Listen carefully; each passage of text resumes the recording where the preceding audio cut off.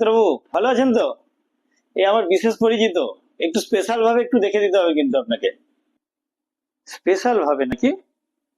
আমাদের এখানে সব কচুরি স্পেশাল আছে, স্পেশাল বলে কোনো কচুরি নেই। যা আছে এই কচুরি আছে আর সব স্পেশালই আছে। তো 2 পিস স্পেশাল। এটা স্পেশাল বলে কচুরি তৈরি হয় না, সব কচুরি এক মতন আমাকে স্পেশাল খুব আছে। সকাল সকাল কাজের জন্য বেরোতে হয়, তাই লাঞ্চ ব্রেকটাও অনেক দেরি করে হয়।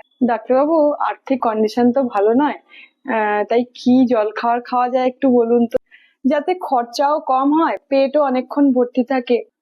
ও আরে, আপনি সস্তায় পেট ভর্তি জল খাওয়ার কথা বলছেন? তাহলে তো এক প্লেট পরোটা, আনলিমিটেড তরকারি, একটা সেদ্ধ ডিম, এক টুকরো কাঁচা লঙ্কা দিয়ে মাত্র 30 টাকা, যাতে ট্রেনের টিকিট দিতে পারবে না। ডাক্তারবাবু, আমার আমিষ খেতে এখন আর ভালো লাগে না, তাই নিরামিষ কি খাওয়া যায় একটু ভালো বলুন তো।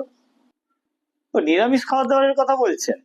অনেক রকম নিরামিষ খাবার দাবার আছে।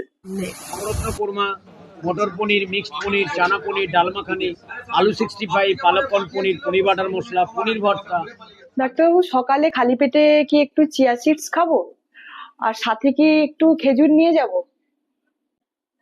আর বিকেল বেলা কি একটু ড্রাই ফ্রুটস খাওয়া যাবে, সন্ধে মাখানা খেলে ভালো হবে? আপনি এক্ষুনি বলছিলেন না আপনার টাকা পয়সার অভাব? আপনি বাঙালি, বাংলা খাবারই খান। বাঙালির হাতে বাঙালি রান্না খেতে হলে কিন্তু আমার এখানে আসতে হবে। আবার বলে দিই, বাঙালির হাতে বাঙালি ঘরোয়া রান্না খেতে হলে কিন্তু আমার এখানে ডেফিনেটলি আসতে হবে। ডাক্তারবাবু, আপনার ফিসটা কত হলো? কি আছে? 50,000 টাকা। 50,000 টাকা। 50,000। কি বলছেন, কি 50,000 নাকি?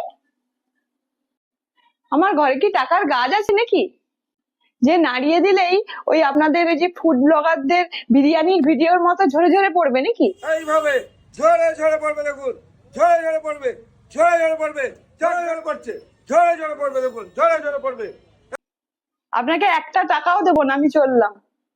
আরে ম্যাডাম, যাবেন না যাবেন না, দাঁড়ান দাঁড়ান। আরে আপনি অরুণদার ভিডিও দেখেননি? ভাইরাল অরুণদা, আর অরুণদার কথায় 50,000 মানে হলো 50 টাকা, আর আপনি 50 টাকাটা দিয়ে যান মিনিমাম।